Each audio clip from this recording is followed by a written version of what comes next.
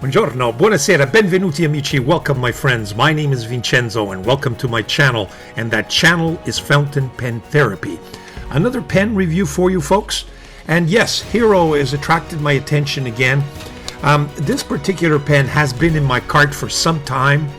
It has a 10 carat nib. I don't know what that means, but it's, the curiosity was there, and finally I pulled the plug, so to speak. I'm going to be doing a video on hooded nibs. This is a hooded nib pen, so I figured I need to have it in my collection. Why not? And I offering it to you today for review. I'm sure a lot of you are curious about it. You've seen it on AliExpress. So without any further ado, Fountain Pen Therapy presents the Hero 1000 Retro.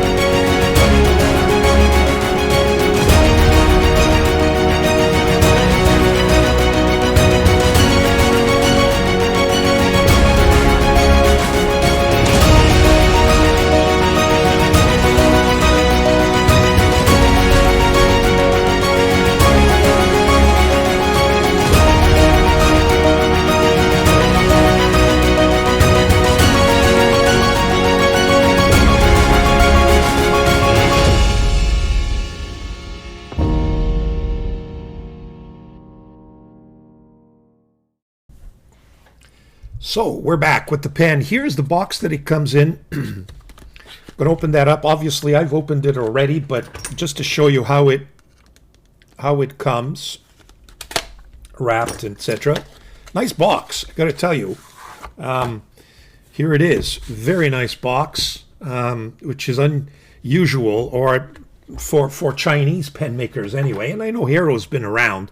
Probably the biggest pen manufacturer in China. From what I understand, it owns all kinds of other companies as well.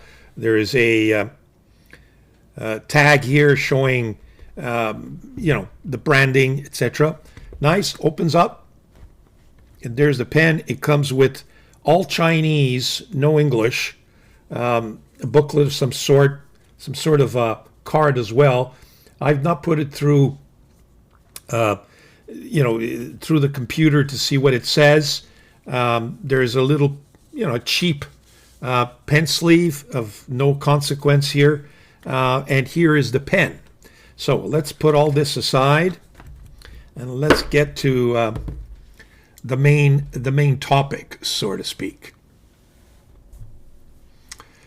Yeah, first reaction is that it's a nice, classic looking slim pen, medium size, but more on the slimmish side, typical of hooded nib pens, I would say to you.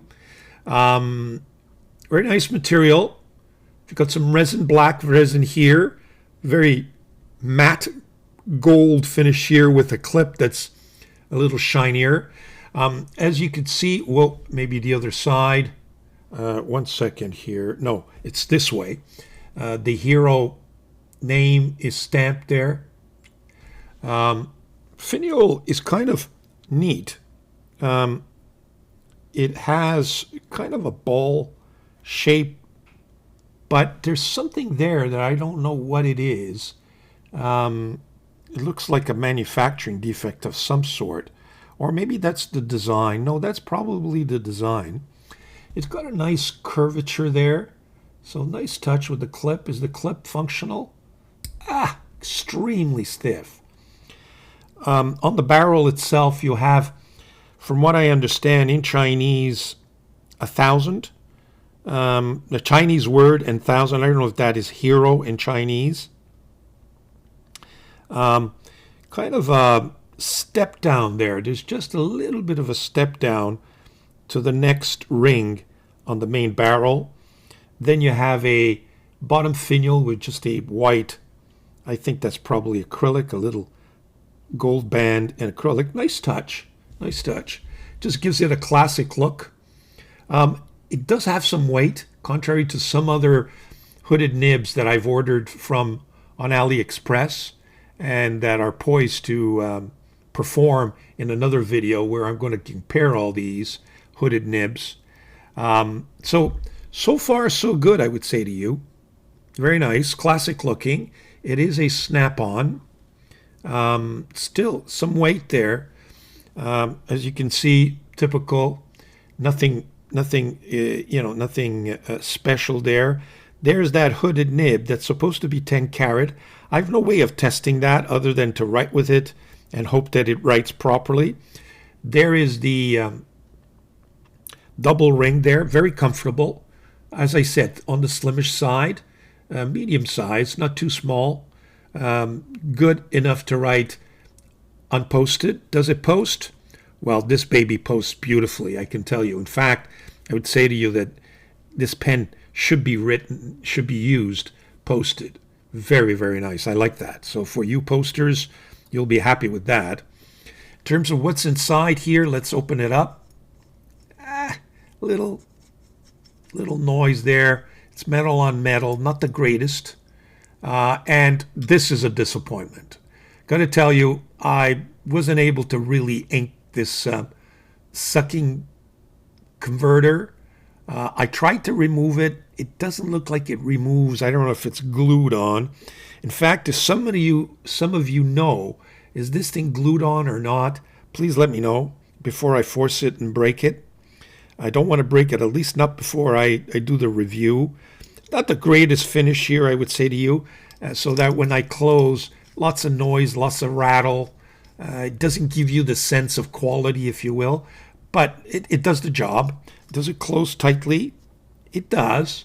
It doesn't open prematurely. There's no O-ring there, but man, this converter is a disaster. I've done everything.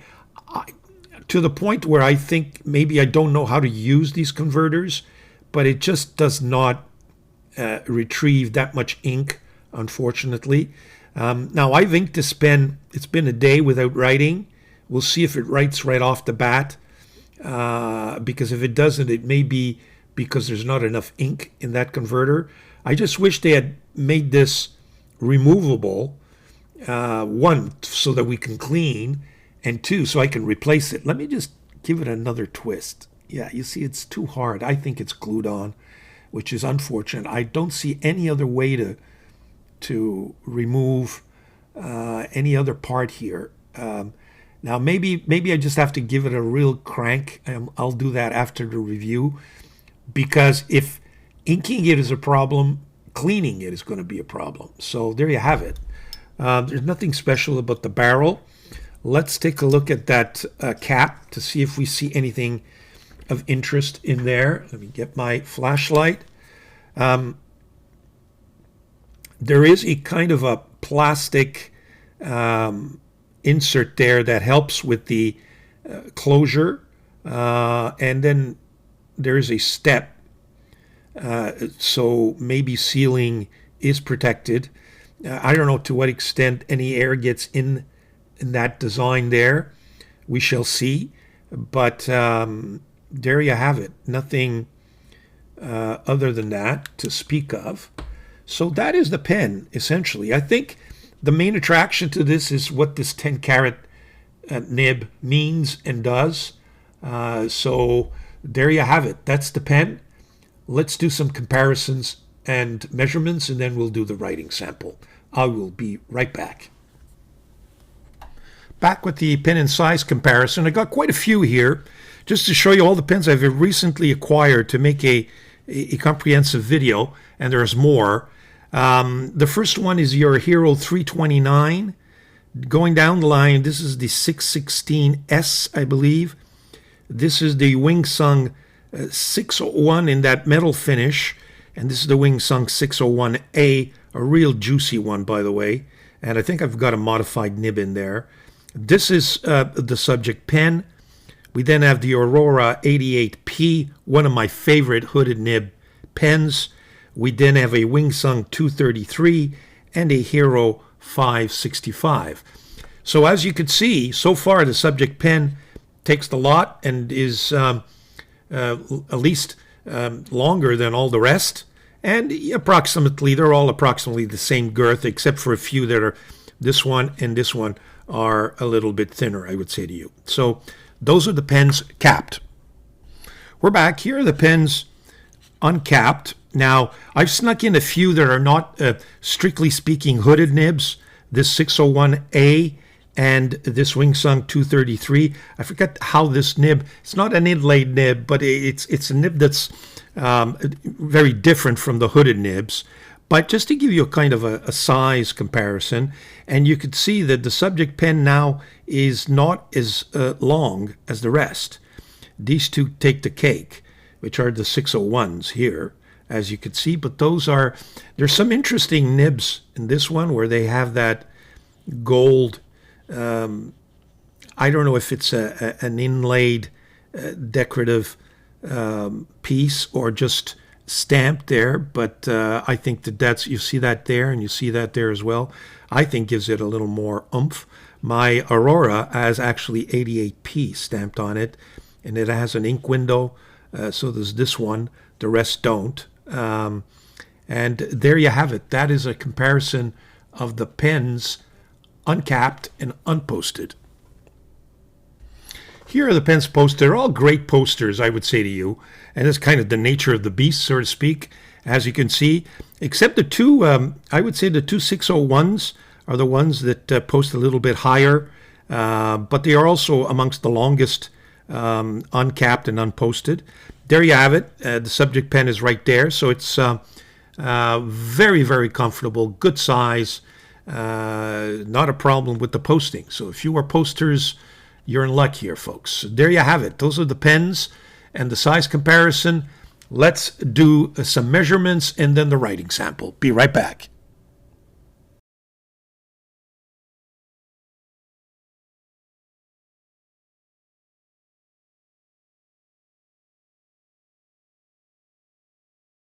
Back for the writing sample. First of all, the paper is Tomo River original. That's my trusty notepad. As to the ink, I recently reviewed this in one of my recaps. It's the Pilot Blue, made in Japan. Take a look at this bottle. I think it's just a gorgeous, gorgeous bottle. I bought other colors in this more discreet, smaller bottle. I wish I got them all in this big one. Very nice. It's quickly turning to be one of my favorite ink bottles, so I thought I'd mention that. Okay, so let's start the writing sample. As I mentioned, this is a great poster, so I think we're going to, one of the rare times, I'm going to use it posted. Okay, so this is the Hero 1000. They call it retro. I don't know if it's meant to be vintage. Certainly that bad converter, or that squeeze converter is vintage, unfortunately. That's it. That's the pen. The nib is the Hero 1000, and of course it's a hooded nib. Well, I can tell you so far, I can assure you of the quality of this nib. Let me just, yeah, so you can, and it's fine. It's a fine line, but very nice so far, I can tell you that. The ink is, I guess I would call it standard Pilot Blue, to distinguish it from some of their more specialized ink like Shizuko. The paper is Tomoe River, and it's the original. It's not the Sanson. And let's test the pen. Now, first of all, in terms of smoothness,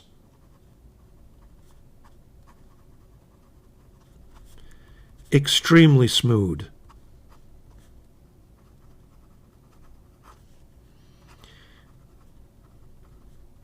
Just a tiny bit of feedback. I mean, you got to have some feedback. After all, you have metal going on paper, but I can assure you this is extremely smooth. In terms of wetness, I would say it's very wet. And let me demonstrate that to you. Very wet, especially for a fine. In terms of softness or lack thereof, very stiff. No line variation.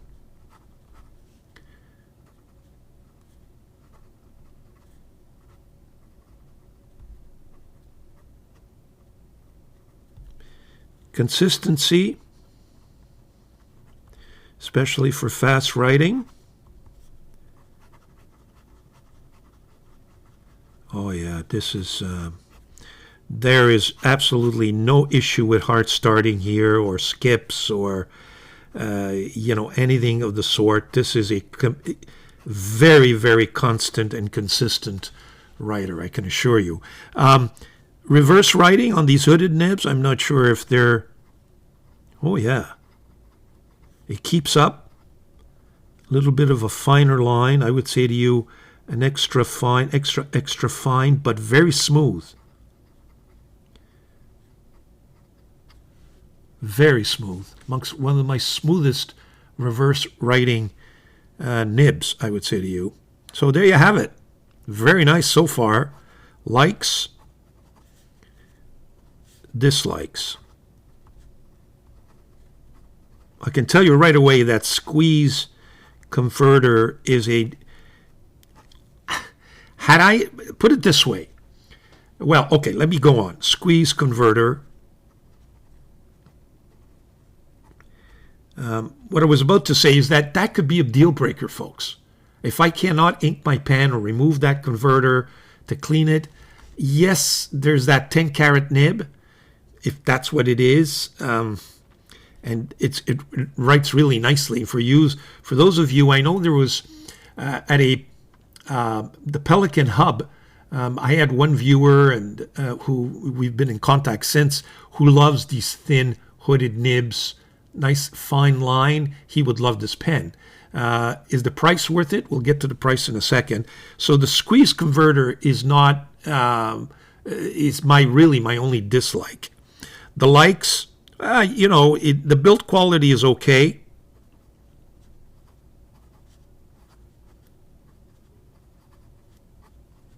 I mean, more than okay.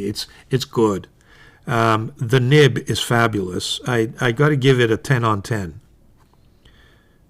10 on 10 for a 10K. Comfort.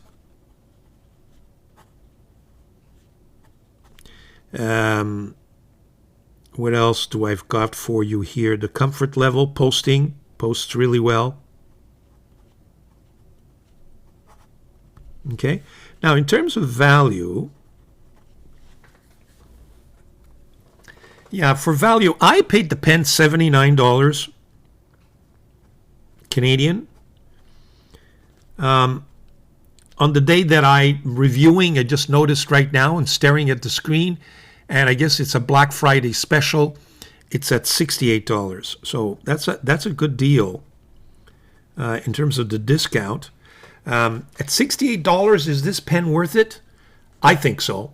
But I mean, you got to put everything into perspective, because all these Chinese pens at $68 become expensive.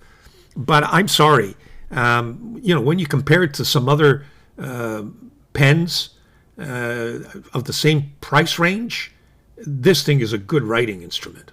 You cannot find another pen that writes this nicely, or this nice, or this well, or so well. for 68 bucks, other than in the Chinese market. So I'm going to give it a real kick there, in the sense that if you can tolerate that squeeze converter, and maybe you guys know how to operate it more than I do, and I'm going to try to remove that converter. If any of you have this pen already, please let me know. Can I just keep tugging at that converter, getting it out? Is it just, stuck there for now, but it is removable, or is it glued on? And will I just destroy the pen if I try removing it?